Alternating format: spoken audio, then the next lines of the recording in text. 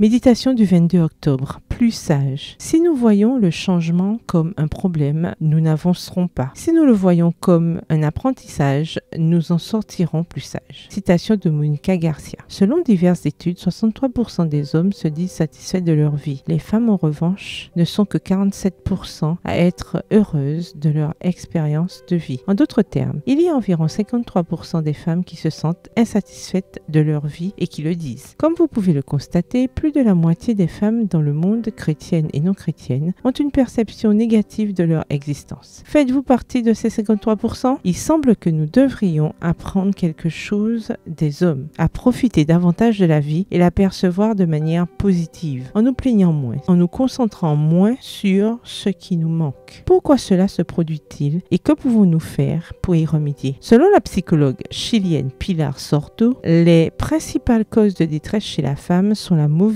gestion des changements personnels et le fait d'essayer de paraître heureuse sans tenir compte de ses émotions. Tiré de No quiero envejecer, je ne veux pas vieillir, écrit par Pilar Sordo, pages 69 à 70. Le changement et les émotions sont nos ennemis à combattre. Pourquoi avons-nous du mal à accepter les changements? Essentiellement parce qu'ils apportent avec eux un sentiment de perte de contrôle. Mais vous savez quoi? Le sentiment de contrôle est lui-même une illusion. Nous n'avons aucun contrôle sur ce qui se passe autour de nous, sur la maladie, l'économie, les réactions des autres, etc. Et cela génère la peur, une émotion extrêmement dommageable si nous ne parvenons pas à empêcher qu'elle s'aggrave et se transforme en inquiétude constante. Car, comme le dit la Bible, l'inquiétude dans le cœur de l'homme l'accable. Proverbe 12, verset 25. Les émotions, par contre, sont sous notre contrôle. Si nous le voulons et si nous choisissons de les prendre en charge, au lieu de nous concentrer à faire semblant d'aller bien alors que ce n'est pas le cas. Amenons-les à Dieu dans la prière pour qu'il nous aide. Les changements, les émotions, etc. sont intimement liés. Vous voyez? Prendre conscience de notre manque de contrôle sur les changements de la vie doit nous conduire à quelque chose de vital, avoir plus de foi en Dieu. C'est cette foi qui nous permettra d'aller de l'avant. Prendre conscience de la joie que nous vole le fait de feindre d'aller bien alors que ce n'est pas le cas doit nous amener à mieux nous connaître pour apprendre à prendre soin de nos émotions et à profiter davantage de la vie. Le verset du jour se trouve dans Philippiens 4 et versets 11 à 13. J'ai appris à me contenter de l'état où je me trouve. Je vais vivre dans l'humiliation et je vais vivre dans l'abondance. Je puis tout par celui qui me fortifie. Bonne journée, que l'Éternel vous bénisse.